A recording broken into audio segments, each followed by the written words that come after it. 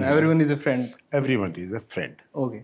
So sir, generation और Congress man हो आप, जनरेशन से जो आपने बात कही, तो आज की कांग्रेस को अगर आप देखते हो और स्टार्टिंग की 66 में जब हरियाणा का फॉर्मेशन होता है और तब से लेके आज तक की जो कांग्रेस की जो जर्नी है, उसको अगर आप कंक्लूड करके आप बताना चाहें तो वो किस तरीके की आप जर्नी देखते हो? 1966 में जब हरियाणा बना, हम्म तो you can very well imagine I was just 9 years of age. Hmm 72 onwards, हम्म मैंने जब घर के अंदर बदलते हुए राजनीतिक माहौल को देखा हम्म और सत्ता का आवागमन रहा, उसके बेसिस पे मैं कह सकता हूं हम्म कि हरियाणा जब बना हम्म तो बहुत बड़ी पॉलिटिकल इंस्टेबिलिटी थी, हम्म टर्बुलेंस था, हम्म और उसका नतीजा भी देखने को मिला कि हम आयाराम और गयाराम की एज से निकले. हम्म फॉर्चुनेटली चौधरी बंसीलाल जी 1968 में हम्म हरियाणा के चीफ मिनिस्टर बने.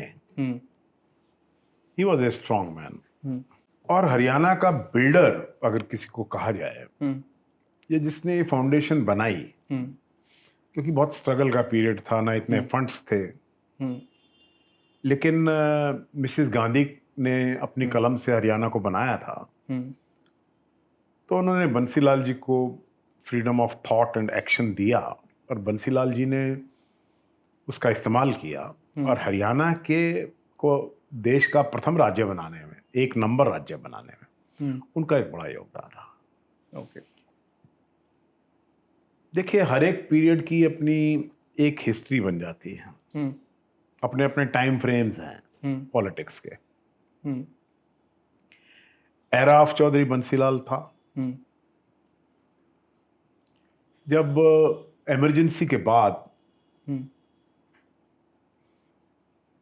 जो ट्रांजिशन हुआ इंडियन पॉलिटिक्स का हरियाणा में भी,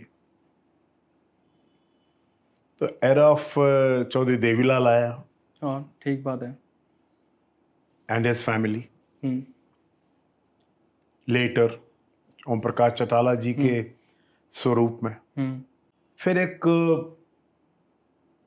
ऐसा समय आया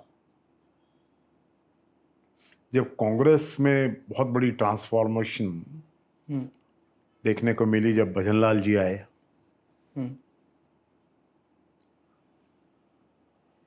भजनलाल जी 12 साल हरियाणा के सबसे लॉन्गेस्ट पीरियड में चीफ मिनिस्टर रहे हैं. तो उनके कंट्रीब्यूशन को, उनके समय को हिस्ट्री के पन्नों से निकाला नहीं जा सकता. बिल्कुल अपने राजनीति के कीर्तिमान रहे हैं. कुछ लोगों ने उनको राजनीति का पीएचडी कहा, और जोड़ तोड़ के माहिर थे.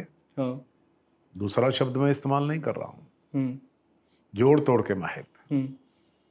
और उन्होंने भी अपना लोहा राजनीति में बनाया. उनका भी एक समय था. हाँ, ठीक बात है. So how do you see this present government? Let me go to Chaudhary Om Prakash Chautala as well. Okay, sorry to interrupt. He Yes. was chief minister for 5 times.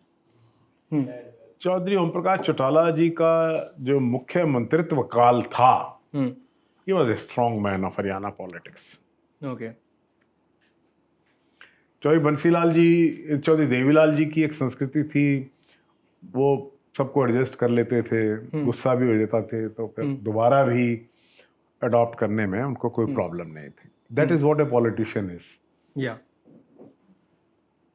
तो ओम प्रकाश चौटाला जी एक ऐसे हरियाणा के मुख्यमंत्री रहे जिनकी एक अथॉरिटी थी, पकड़ थी. ऑफिसर्स में, ब्यूरोक्रेसी में चौटाला साहब का होता.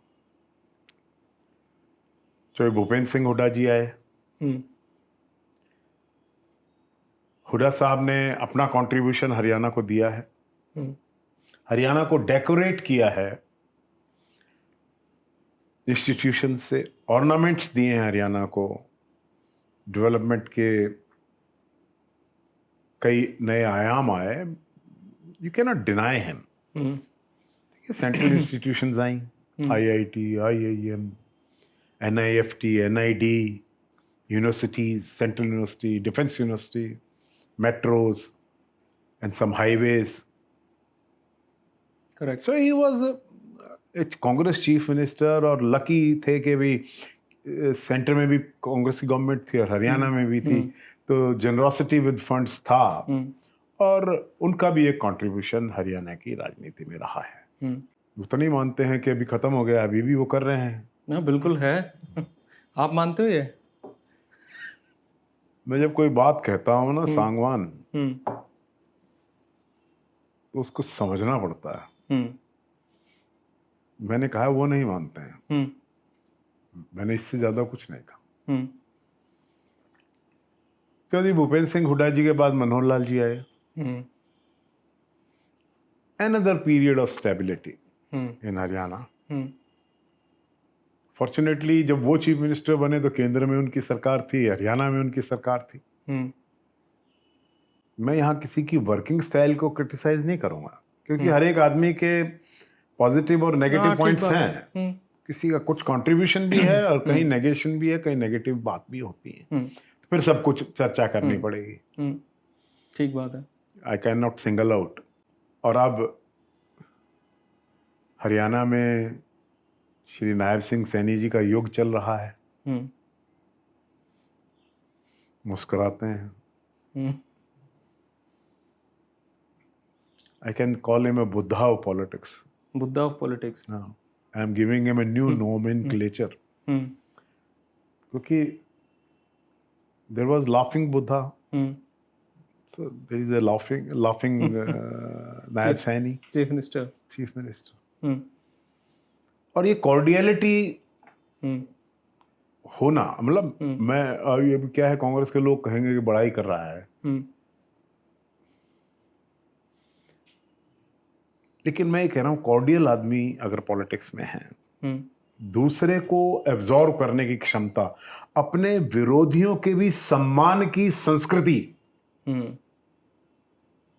To love your opponent, to respect them, उनकी इज्जत करना अपने विरोधियों की, ये भी एक राजनीति की कला है। बिल्कुल नहीं थी कुछ लोगों में, नाम नहीं लूंगा मैं, अगर किसी में है तो कह रहा हूं। तो ये अभी जो युग चल रहा है,